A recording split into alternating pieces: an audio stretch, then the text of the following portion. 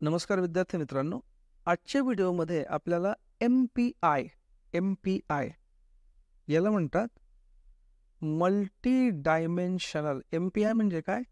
Multi dimensional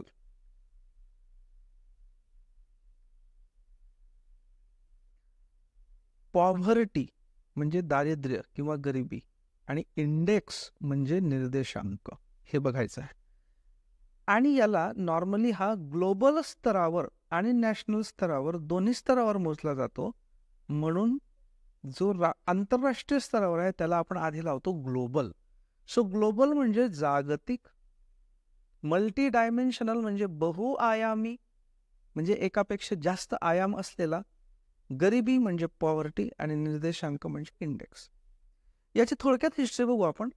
actually 1997 मध्ये UNDP United Nations Development Programme, okay, म्हणजे संयुक्त राष्ट्रसंघाचा विकास कार्यक्रम, युनायटेड नेशन्स डेव्हलपमेंट प्रोग्राम, हे साधारणतः संयुक्त राष्ट्रसंघाची विशेष करून अविकसित आणि विकसनशील देशांच्या विकासावर लक्ष घालणारी, काम करणारी संस्था आहे.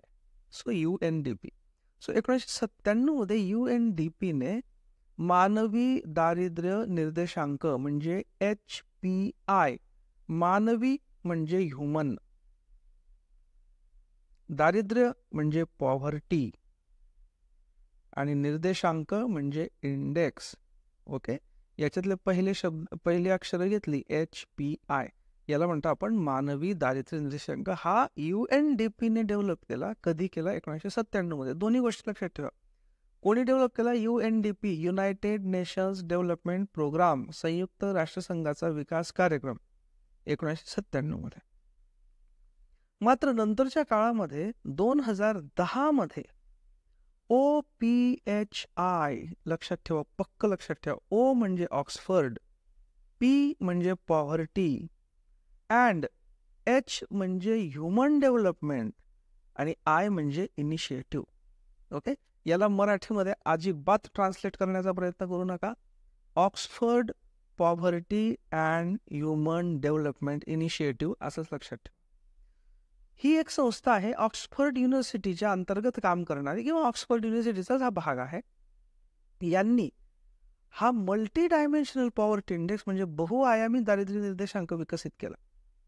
याच्यावर विशेष करून जे काम केलं ते दोन तज्ज्ञ होते. ते म्हणजे एक होत्या मिसेस सबीना अल्कायर, श्रीमती सबीना अल्कायर, त्यांचा हा फोटो दिलेला आहे आपण, आणि जेम्स फॉस्टर यांचा फोटो मी इंटरनेटवर शोधण्याचा प्रयत्न केला, पण ते जेम्स फॉस्टर टाकलं की ते क्रिकेटरचंच यायचं सगळं, त्यामुळे त्यांचा फोटो काय मी टाकला नाही.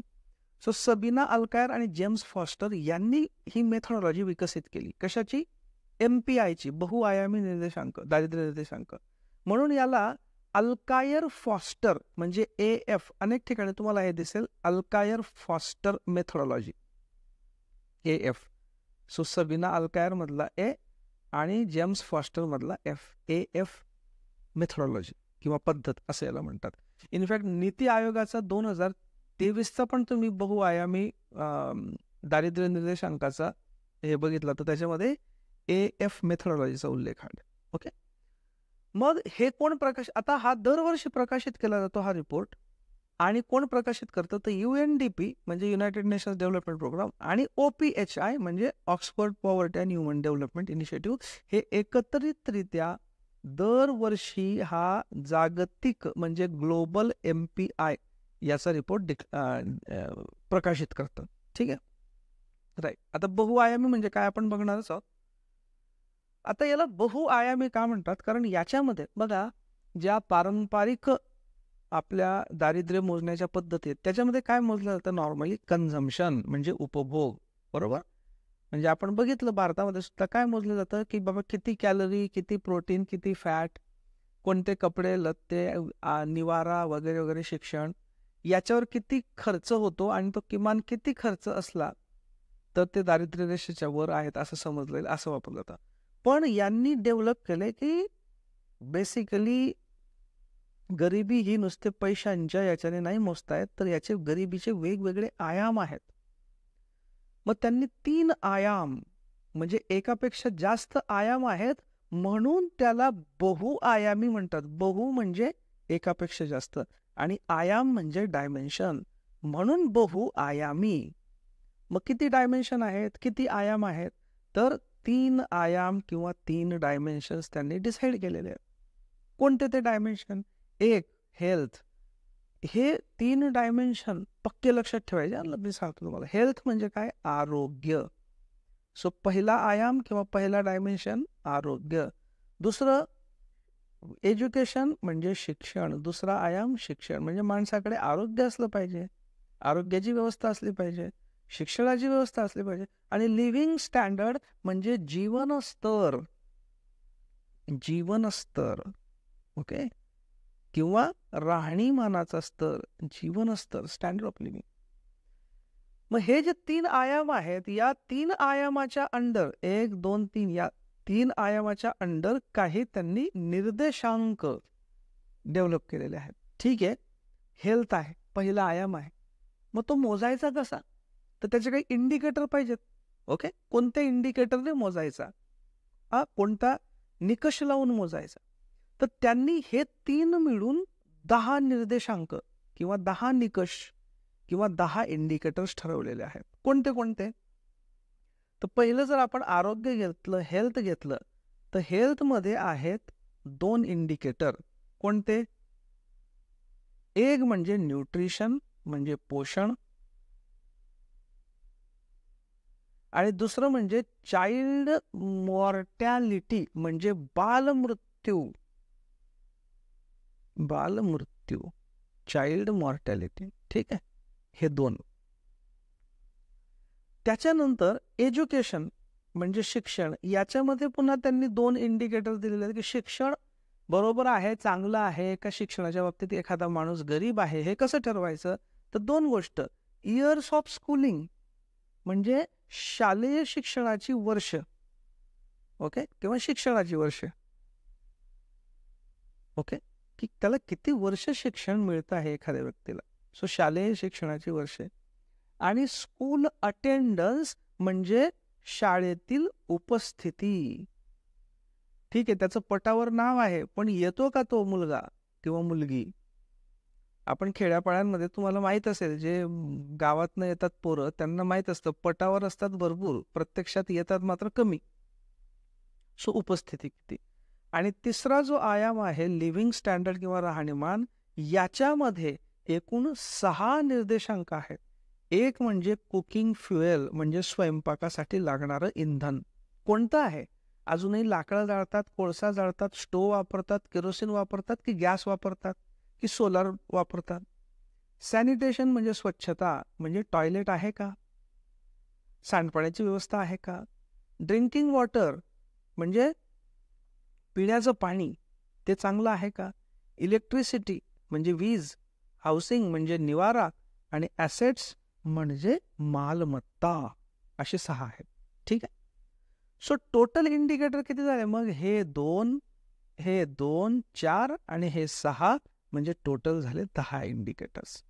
सो जो ग्लोबल आहे, आता एक लक्षात ठेवा पोरांनो, ग्लोबल म्हणजे आंतरराष्ट्रीय जो बहुआयामी निर्देशांक आहेत, त्याच्यामध्ये 3 आयाम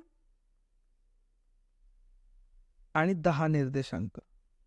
मात्र पुढे जाऊन आपण बघू की भारताचा जो MPI आहे, त्याच्यात आयाम 3च आहेत, पण निर्देशांक मात्र 12 आहेत. ते बघू आपण. त्याच्यामुळे प्रश्न जो विचारलेला असेल, प्रश्नामध्ये नेमकं बघायचं की बाबा समजा असं विचारलं की आंतरराष्ट्रीय बहुआयामी दारिद्र्य निर्देशांकामध्ये एकूण किती आयाम आहेत आणि किती इंडिकेटर आहेत? तर 3 आणि 10. आणि ते जर भारताचं विचारलं मात्र, तर आयाम 3च आहेत आंतरराष्ट्रीय सारखेच, मात्र निर्देशांक 12 आहेत. ते आपण पुढे बघणारच आहोत. Okay, right. आता या प्रत्येकाला इक्वल वेटेज दिलेलं आहे का? तर इक्वल वेटेज दिलेलं नाही. प्रत्येकाला वेगवेगळं वेटेज दिलेलं आहे. त्याला भार म्हणतो आपण. म्हणजे हे भारित आहेत. हे म्हणजे प्रत्येकाला वेगवेगळं वेटेज दिलेलं आहे, कारण काही गोष्टी अत्यंतिक महत्त्वाच्या असतात, काही तेवढ्या महत्त्वाच्या नसतात. तर महत्त्वानुसार त्यांना कमी जास्त भार दिलेला आहे. पहिली गोष्ट म्हणजे जे 3 आयाम आहेत, 3 आयाम मिळून प्रत्येकाला इक्वल आहे. म्हणजे याला 1/3, या दुसऱ्याला पण 1/3 आणि तिसऱ्याला पण 1/3. तिन्ही आयामांना इक्वल आहे, म्हणजे 1/3 1/3 1/3. मात्र त्या 3 आयामामध्ये जे आतले आहेत, ओके, त्या आतल्यांना ग्लोबल जो आहे त्याच्यात आणखी इक्वलच आहे, मात्र जो भारतातला आहे त्याच्यात मात्र अनइक्वल आहे. ते आपण पुढे बघणार आहोत. सो जे आरोग्य आहे, आरोग्य, शिक्षण आणि जीवनस्तर यांना प्रत्येकी 1/3 1/3 1/3 किंवा पर्सेंटेजमध्ये म्हटलं तर किती, 33.33%, 33.33%, 33.33%. आणि त्याच्यात मग ह्या दोघांना आता हे 1/3 आहे, त्याच्या अर्धा म्हणजे 1/6 1/6. हे 1/3 आहे आणि याच्यात 2 इंडिकेटर आहेत, म्हणजे अर्धे अर्धे 1/6 1/6. आणि हे याच्यात 6 इंडिकेटर आहेत आणि याला 1/3 आहे, म्हणजे 1/3 भागिले आणखी 6 म्हणजे 1/18 1/18 1/18 1/18 1/18 1/18. ओके, हे याला म्हणजे याच्यामध्ये इक्वल आहेत. मतलब भारतामध्ये जेव्हा आपण त्यावेळी थोडेसे अनइक्वल आहेत, त्यावेळी आपण पुढे बघू ते. सो याला इतका भार दिलेला आहे. ठीक आहे, सो याला भारित असं म्हणतात. ठीक, आता याचा हा जो निर्देशांक आहे कसा काढला जातो ते आपण बघणार आहोत. त्याच्या आधी काही बेसिक गोष्टी बघू. साधारणतः 100पेक्षा जास्त आणि साधारणतः 110 विकसित नाही, हे चुकला, पण हे करेक्ट करा. विकसनशील, डेव्हलपिंग, सुमारे 110 विकसनशील देशांसाठी हा MPI डिक्लेअर केला जातो, प्रकाशित केला जातो. ज्या पारंपरिक खर्च क्षमतेवर आधारित गरिबी मोजण्याच्या पद्धती आहेत, आपण बघितलं जे भारतात बघितलं ना आपण, कॅलरी इनटेक वगैरे वगैरे, त्यांना हा पूरक आहे. म्हणजे ठीक आहे, ते तुमचे चालू द्या नॅशनल जे आहेत ते, पण हे पण आम्ही तुम्हाला इन्फॉर्मेशन देतो, याच्या आधारावर तुम्ही गरिबी निर्मूलनाचे चांगले प्रयत्न करू शकता. म्हणजे हा पूरक आहे पारंपरिक गरिबी मोजण्याच्या पद्धतींना. याच्यामध्ये गरिबी ही प्रत्येक व्यक्तीसाठी व्यक्तिगत स्तरावर मोजली जाते, म्हणजे प्रत्येक इंडिव्हिज्युअल, ओके, एकेका माणसाची गरिबी मोजली जाते. कशामध्ये? ग्लोबल MPI मध्ये. 10 निर्देशांकांना वेटेड महत्व दिले गेलेलं आहे. आपण बघितलंच, वेटेज दिलं गेलेलं आहे. 10 पैकी किमान 3 निर्देशांकांच्या बाबतीत त्या व्यक्तीकडे अभाव असेल, म्हणजेच साधारणतः 33.3% किंवा अपूर्णांकात म्हटलं तर 0.33 इतका अभाव असेल तर त्याला बहुआयामी गरीब म्हटलं जातं. लक्षात ठेवा, कोणाला गरीब म्हटलं जातं. आता याच्यातल्या गरीबाला नुसतं गरीब म्हणत नाही, बहुआयामी गरीब म्हणतात, कारण तो बहुआयामी निर्देशांकानुसार काढला जातोय म्हणून.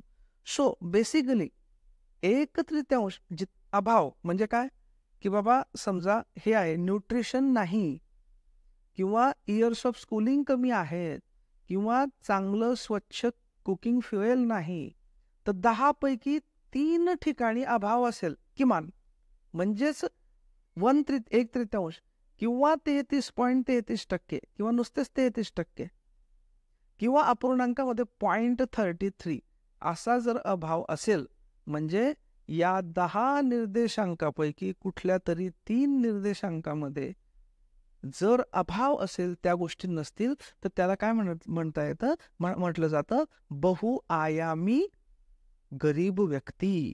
म्हणजे याला इंग्लिशमध्ये म्हणतात मल्टी डायमेन्शनली पुअर. मल्टी डायमेन्शनली पुअर असं म्हटलं जातं. ठीक आहे, ओके. आता या गरिबीची तीव्रता सुद्धा मोजली जाते, हे आपण पुढे बघणार आहोत. आता एक गोष्ट इथे लक्षात ठेवा, की हा जो स्कोअर काढला जातो, या स्कोअरचे 3 भाग केले जातात. कोणते 3 भाग? एक म्हणजे बघा, जर अभाव, आता मी जे सांगतो ते अभावाचं पर्सेंटेज, समजा 20% ते 33.33% याच्या दरम्यान अभाव असेल, तर हा बघा, आपल्याला माहित आहे की ज्याला 33.33% जास्त अभाव असतो त्याला आपण काय म्हणतो, मल्टी डायमेन्शनली पुअर, म्हणजे बहुआयामी गरीब म्हणतो. आता ज्याच्याकडे अभाव 33% कमी आहे, 20 ते 33% आहे, इतका अभाव आहे, याला म्हटलं जातं व्हल्नरेबल किंवा असुरक्षित. व्हल्नरेबल म्हणजे काय? व्हल्नरेबल म्हणजे अशी व्यक्ती की जी कशाला तरी बळी पडू शकते. आता बघा, हा साधारणतः 20% ते 33.33% इतका गरीब आहे, म्हणजे हा कधीही 33%च्या वर याचा अभाव जाऊ शकतो, म्हणजे हा गरीब होऊ शकतो. म्हणून हा व्हल्नरेबल म्हणजे असुरक्षित आहे. म्हणजे आत्ता जरी तो गरीब नाही, कारण त्याच्याकडचा अभाव हा 33%पेक्षा कमी आहे, त्यामुळे तो टेक्निकली बहुआयामी गरीब नाही, पण तो कधीही बॉर्डर लाईनवर कधीही गरीब होऊ शकतो. म्हणून तो व्हल्नरेबल म्हणजेच असुरक्षित म्हटलं जातं. असुरक्षित. ठीक आहे. ओके. आता आपण बघितलं की जो 33% मिनिमम 33% ज्याच्याकडे अभाव आहे तो गरीब म्हटला जातो.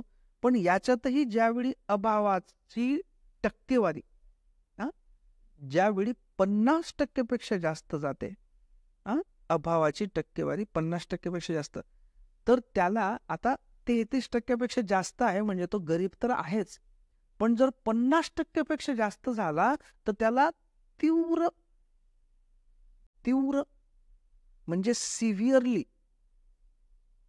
बहुआयामी गरीब असं म्हटलं जातं. म्हणजे सिव्हिअरली म्हणजे तीव्रपणे, सिव्हिअरली मल्टी डायमेन्शनली पुअर. ठीक आहे. सिव्हिअरली मल्टी डायमेन्शनली पुअर असं म्हटलं जातं. ओके. सो हे 3 कॅटेगरी जरूर लक्षात ठेवा. ओके. आता हे जे मी गोष्टी करतोय 33%, 20 ते 33%, 50%, हे काढलं कसं जातं? तर बघा, हा थोडासा स्क्रीनशॉट तुम्हाला अस्पष्ट दिसेल बहुधा. हे मी नीती आयोगाच्या इथनं स्क्रीनशॉट घेतलेला आहे. बघा, हे 10 इंडिकेटर्स आहेत, बरोबर? 1, 2, 3, 4, 5, 6, 7, 8, 9, 10.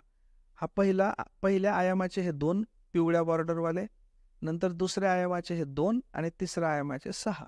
ओके. आता प्रत्येकाला वेट किती दिलेलं आहे बघा. याला या पहिल्यांना 1/6 1/6 आहे. 1/6 म्हणजे टक्केवारीमध्ये किती? 100% म्हणजे 100, बरोबर? सो 100/6 म्हणजे किती? 16.7. सो टक्केवारीत जर घेतलं तर याची टक्केवारी येते 16.7%, बरोबर? मग हा पण 1.6 आहे म्हणजे याची पण 16.6. हा पण 1/6 म्हणजे 16.7. हा पण 1/6 म्हणजे 16.7. आणि हे 1/18 आहेत. 1/18 म्हणजे किती? टक्केवारीमध्ये 100/18, बरोबर? ते येतं 5.6%. सो उरलेले जे सगळे आहेत त्याची प्रत्येकाची टक्केवारी किती राहील? 5.6, 5.6, 5.6, सगळ्यांची 5.6. ठीक आहे. ओके. आता समजा आपण एखादी व्यक्ती घेतली. 1 मिनिट मी हा आधी पुसून घेतो.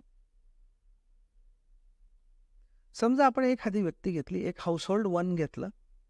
इथे ॲक्च्युली कुटुंब घेतलेले आहेत, कारण हे भारताच्या लेवलचं आहे इलस्ट्रेशन.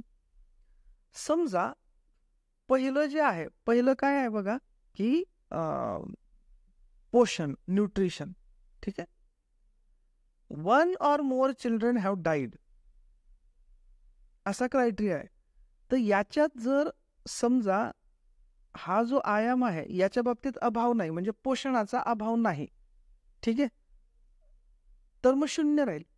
पण जर पोषणाचा अभाव असेल त्या क्रायटेरियानुसार तर याचा अर्थ याचा जो आहे हा क्लिक झाला, म्हणजे हा अभाव आहे. ओके. पोषणाचा अभाव आहे. समजा दुसरं आहे, आपल्याला माहिती आहे बालमृत्यू. तर समजा बालमृत्यूमध्ये काही प्रॉब्लेम नाही, मग त्याला आपण ग्रीन करू. ठीक आहे. ओके. समजा तिसरा जो आहे शालेय शिक्षणाची वर्ष, याच्यात पण काही प्रॉब्लेम नाही, 0. पुढे शाळेतील उपस्थिती, याच्यात पण काही प्रॉब्लेम नाही, 0. पुढे आता इंधन, ओके, कुकिंग फ्युएल. समजा त्या व्यक्तीकडे किंवा त्या कुटुंबाकडे चांगलं स्वयंपाकाचं इंधन नाही, म्हणजे इथे अभाव आहे, म्हणजे इथे येईल हा अभाव. ओके. त्याला मी लाल करतोय. त्याच्यानंतर पुढचा आहे स्वच्छता. समजा त्याच्यात काही प्रॉब्लेम नाही, टॉयलेट वगैरे आहे, तर मग हा ग्रीन, काही प्रॉब्लेम नाही. पेयजल, पिण्याचं पाणी, आहे उपलब्ध म्हणजे अभाव नाही, म्हणजे काही प्रॉब्लेम नाही. समजा वीज उपलब्ध आहे म्हणजे अभाव नाही, काही प्रॉब्लेम नाही. त्याच्यानंतर घर समजा उपलब्ध आहे म्हणजे अभाव नाही, म्हणजे काही प्रॉब्लेम नाही, शून्य.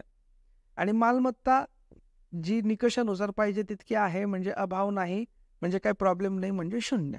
ओके. सो आता आपल्याकडे अभावाची टोटल किती आली बघा. हा एक अभाव झाला. एक मिनिट मी लाल रंगाने घेतो. हा एक अभाव झाला बरोबर, आणि हा एक अभाव झाला, दोन अभाव झाले. आता हा जो अभाव होता हा, याला वेटेज किती होतं? 16.7%. सो पहिला अभाव आला, त्याचं पर्सेंटेज आलं 16.7%.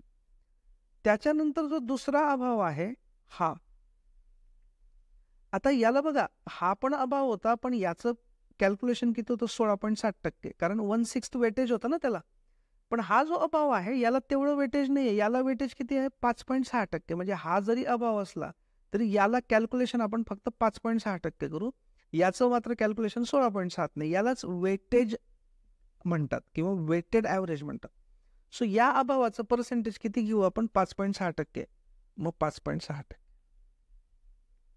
राईट. किती झालं? 7 आणि 7 1303, हातचा 1, 5 आणि 1 6, 6 आणि 6 1202, हातचा 1, 1 अधिक 1 2, 22.3. म्हणजे याचा अभाव किती झाला? 22.3. तो इथे कॅल्क्युलेट झालाय बघा, हा 22.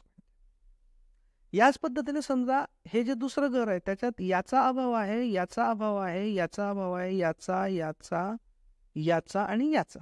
ठीक आहे. सो कशा कशाची बेरीज होईल याच्यामध्ये बघा. हा एक अभाव आहे म्हणजे 16.7%, अधिक 16.7%, अधिक 16.7%, अधिक 5.6%, अधिक हा 5.6%, अधिक हा 5.6%, अधिक हा 5.6%. सो यांची जर बेरीज केली आपण 16.7, 16.7, 16.7, 5.6, 5.6, हा 5.6 आणि 5.6, त्यांची बेरीज येईल 72.5%. याच पद्धतीने याच्यामध्ये इतके अभाव होते, त्यांचे पर्सेंटेज मॅच केले, इतके आले. राईट. आता हे 3 घरं आहेत, 3 घरांच्या अभावाचं पर्सेंटेज आलं. किती किती आलं? पहिल्याचं आलं 22.3%, दुसऱ्याचं आलं 72.5%, तिसऱ्याचं आलं 50.2%. आता आपल्याला माहित आहे आपण कोणाला बहुआयामी दरिद्री म्हणतो? ज्याचं पर्सेंटेज 33.33% जास्त आहे.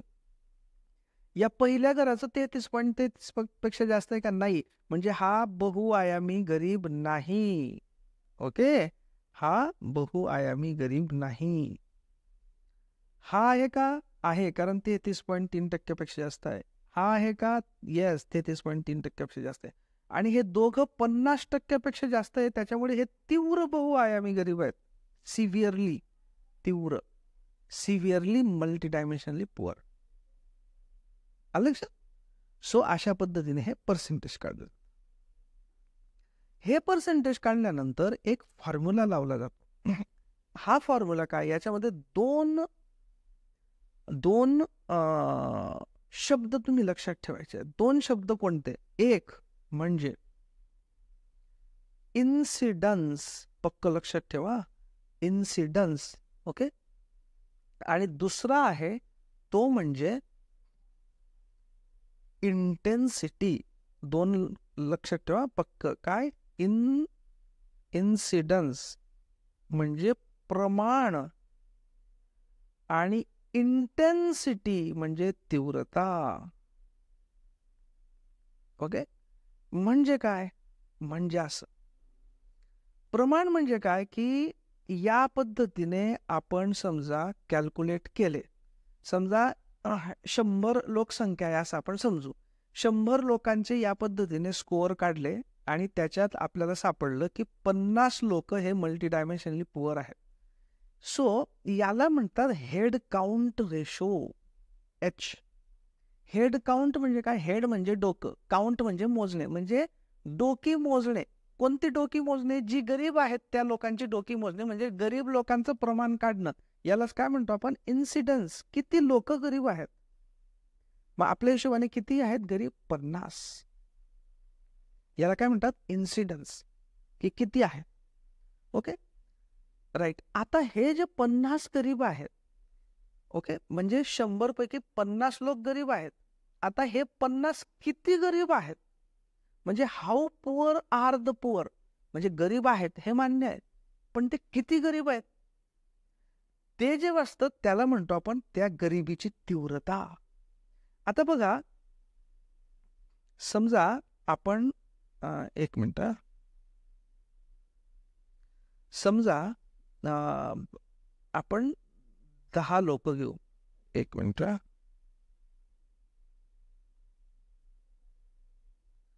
5 लोक घेऊ आपण.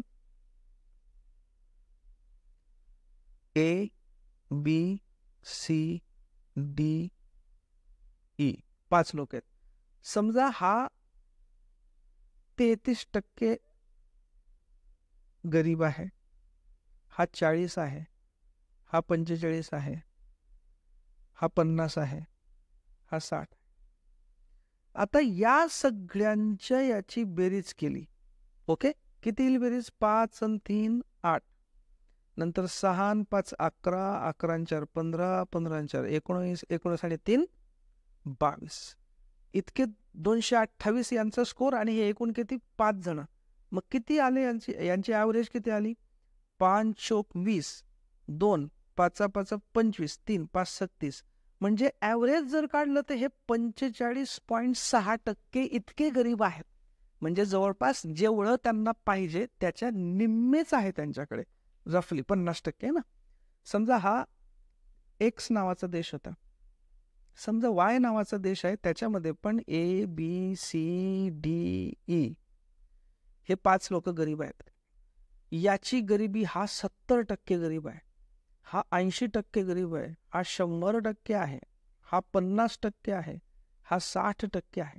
किती झाली यांची गरिबीची डिप्रिवेशन म्हणजे अभावाचं टोटल किती झाली, 6 आणि 5 11, 11 11 आणि 8 19, 19 आणि 7 26, नंतर हातचे 2 2 आणि हा 1 3, 360 भागिले 5, ठीक आहे, 5 7 35 आणि 5 2 10, 72%. म्हणजे हा जो एक्स देश आहे याच्यात पण 5 लोक गरीब आहेत, बरोबर. म्हणजे हेड काउंट रेशो किती झाला याचा 5, याच्यात पण 5 लोक गरीब आहेत, या वाय देशात पण 5च लोक गरीब आहेत. मग या दोघांमध्ये आपण असं समजायचं का की दोन्ही इक्वल गरीब आहेत हे देश, नाही. याचं कारण म्हणजे की हा एक्स देशामध्ये जरी 5 लोक गरीब असले तरी त्यांच्या गरिबीचं प्रमाण फक्त 45% आहे, पण वाय देशामध्ये 5च गरीब आहेत पण त्यांच्या गरिबीचं प्रमाण मात्र 72% आहे. लक्षात आलं तुमच्या. म्हणजे हा जरी प्रमाण सेम असलं तरी हा जास्त गरीब आहे हा देश, कारण याच्यातल्या गरिबांची गरिबी खूप तीव्र आहे. ओके, सो याला याला याला म्हणतात इंटेन्सिटी, तीव्रता, गरिबीची तीव्रता. आणि याला 5 याला म्हणतात हेड काउंट रेशो किंवा हेड काउंट, राईट. सो मग काय करतात, फॉर्म्युला MPIचा असा आहे की हेड काउंट म्हणजे किती गरीब मल्टिप्लाइड बाय इंटेन्सिटी, म्हणजे ते जे गरीब आहेत ते किती गरीब आहेत, या दोघांचा गुणाकार करून जो येतो त्याला म्हणतात MPI, म्हणजे multi poverty index. Okay, so अशा पद्धतीने MPI काढतात. ओके, ठीक आहे. सो याचा उपयोग काय या मल्टी डायमेन्शनल पॉवर्टी इंडेक्सचा, नंबर 1 म्हणजे कोण गरीब आहेत हे आपल्याला कळतं, कोणत्या बाबतीत गरीब आहेत, म्हणजे आरोग्याच्या बाबतीत जास्त गरीब आहेत का. म्हणजे बघा काय होतं माहिती आहे का याच्याने, दिस इज व्हेरी ब्युटिफुल कन्सेप्ट. असं होऊ शकतं की आपल्याला असं कळू शकतं की बाबा एका देशातले लोक हे शिक्षणाच्या बाबतीत जास्त गरीब आहेत, बाकी त्यांच्याकडे आहे. एखाद्या देशाचे लोक आरोग्याच्या बाबतीत गरीब आहेत पण बाकी त्यांच्याकडे आहे. एखादे लोक आरोग्य आहे, शिक्षण आहे, पण जीवनमानाच्या स्तराच्या बाबतीत गरीब आहे. थोडक्यात काय की याच्याने काय काय कळतं, एकतर कोण गरीब आहेत, ते कोणत्या बाबतीत गरीब आहेत, त्याच्यानंतर जगातले वेगवेगळे देश, वेगवेगळे प्रादेशिक भाग यांची तुलना शक्य होते. एकाच देशात वेगवेगळे वांशिक गट म्हणजे इथनिक ग्रुप्स, ग्रामीण आणि शहरी भागामध्ये कसे गरीब आहेत, कोणत्या वयोगटानुसार कोण गरीब आहे, जेंडर म्हणजे महिला पुरुष याच्यापैकी कोण जास्त गरीब आहे, अशा पद्धतीने वेगवेगळ्या पद्धतीने तुलना करता येते. इनफॅक्ट मी पुढच्या लेक्चरमध्ये हे तुम्हाला कव्हर करेल. पुन्हा गरिबांमध्ये देखील अतिशय गरीब कोण आणि ते कोणत्या बाबतीत गरीब आहेत याचाही शोध घेता येऊ शकतो. आणि लक्षित म्हणजे टार्गेटेड, याच्यातलं लक्षित म्हणजे लक्ष या अर्थाने, लक्षित म्हणजे टार्गेटेड. म्हणजे बाबा भारतामध्ये समजा आपण असं आपल्या लक्षात आलं MPI मेजरमेंट नंतर की शिक्षणाच्या बाबतीत लोक जास्त गरीब आहेत, तर मग शिक्षणावर कॉन्सन्ट्रेट करता येईल. किंवा मग निवाऱ्याच्या बाबतीत आहे, निवाऱ्यावर कॉन्सन्ट्रेट करता येईल, बरोबर. मग त्याच पद्धतीने मग एकदम टार्गेटेड म्हणजे समजा न्यूट्रिशनच्या बाबतीत असतील तर मग अन्न सुरक्षा कायदा करतायत. समजा निवाराच्या बाबतीत काही गरीब असतील तर मग प्रधानमंत्री आवास योजना वगैरे यासारख्या टार्गेटेड योजना राबवता येतात. थोडक्यात काय, लक्षित म्हणजे सर्जिकल स्ट्राईक, जो प्रॉब्लेम आहे एक्झॅक्ट त्या प्रॉब्लेमवर अटॅक करता येतो या पद्धतीने MPI हे केल्यामुळे, राईट. पुन्हा MPIचा अजून एक ॲडव्हान्टेज आहे की जे SDG आहेत, SDG म्हणजे काय, अच्छा त्याच्या आधी एक गोष्ट सांगून ठेवतो की जो मानव विकास अहवाल म्हणजे ह्युमन डेव्हलपमेंट रिपोर्ट HDR म्हणतात त्याला, जो UNDP प्रकाशित करते, या ह्युमन डेव्हलपमेंट रिपोर्टमध्ये 2010 पासून पूर्वी जो मानवी दारिद्र्य निर्देशांक होता म्हणजे ह्युमन पॉवर्टी इंडेक्स, त्याच्याऐवजी आता मल्टी डायमेन्शनल पॉवर्टी इंडेक्स प्रकाशित केला जातो. हे पक्क लक्षात ठेवा. आता बघा आंतरराष्ट्रीय स्तरावर जे SDG आहेत, SDG म्हणजे काय, सस्टेनेबल डेव्हलपमेंट गोल्स म्हणजे काय, शाश्वत विकासाची लक्ष्य, सस्टेनेबल डेव्हलपमेंट गोल्स हे आहेत. बघा, नो पॉवर्टी म्हणजे गरिबीचं निर्मूलन, त्याच्यानंतर झिरो हंगर म्हणजे भूक नको, गुड हेल्थ म्हणजे आरोग्य, क्वालिटी एज्युकेशन शिक्षण, जेंडर इक्वॅलिटी म्हणजे लिंग समानता, क्लीन वॉटर पेयजल, अफोर्डेबल अँड क्लीन एनर्जी. तुम्ही जर बघितलं हे जे आपले 3 आयाम आहेत आणि 10 इंडिकेटर आहेत, हे SDG म्हणजे शाश्वत विकासाची ध्येय याच्याशी मिळती जुळती आहेत. उदाहरणार्थ बघा, झिरो हंगर म्हणजे भूक नको, हे आपलं जे पोषण आयाम आहे त्याच्याशी जुळतं आहे, बरोबर, SDG 2. गुड हेल्थ हे कशाशी जुळतं आहे आपल्याला, हे आपल्याला आरोग्य जे आहे म्हणजे हेल्थ त्याच्याशी जुळतं आहे किंवा बालमृत्यूशी जुळतं आहे. क्वालिटी एज्युकेशन हे आपलं बघा शिक्षण हा आयाम आहे त्याच्याशी जुळतं आहे. त्याच्यानंतर क्लीन वॉटर हे आपलं कशाशी जुळतं आहे, जे राहणीमानवाले आहेत त्याच्यातलं बघा C 3 नंबरचं जे आहे पेयजल त्याच्याशी जुळतं आहे. सो अशा पद्धतीने जे वेगवेगळे SDG आहेत म्हणजे शाश्वत विकासाची ध्येय आहेत, ती सुद्धा अप्रत्यक्षपणेच नव्हे तर डायरेक्ट प्रत्यक्षपणे याच्याशी आपले जे हे आहेत इंडिकेटर्स निर्देशांक यांच्याशी जोडतात. ओके. आणि अजून एक ॲडव्हान्टेज याचा असा, तो म्हणजे की दारिद्र्य हे केवळ पैशांनी नसतं तर आरोग्य, शिक्षण, निवारा आणि त्यातले वेगवेगळे इंडिकेटर याच्याने सुद्धा माणूस दरिद्री आहे की नाही हे ठरवता येतं. म्हणजे दारिद्र्याची व्याख्या या MPIने व्यापक केली आहे, ती अधिक मानवी केलेली आहे आणि वेगवेगळ्या देशांना तुलनात्मक डेटा त्याच्याने उपलब्ध होतो. तुलना करता येते, वेगवेगळ्या गटांमध्ये तुलना करता येते की बाबा SC ST कशाच्या बाबतीत मागासलेले आहेत, OBC कशाच्या बाबतीत मागासलेले आहेत, आदिवासी कशाच्या बाबतीत मागासलेले आहेत किंवा त्यांना कशाची गरज आहे, महिला विरुद्ध पुरुष यांच्या बाबतीत काय करता येईल अशा पद्धतीने. आणि जसं मी म्हटलं की टार्गेटेड स्कीम म्हणजे लक्षित योजना याच्याने राबवता येतात. ओके. सो अशा पद्धतीने अनेक हे MPIचे advantages, right. Okay.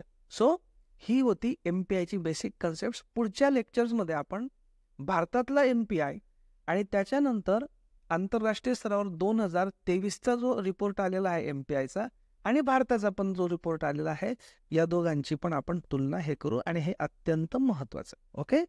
Thank you very much.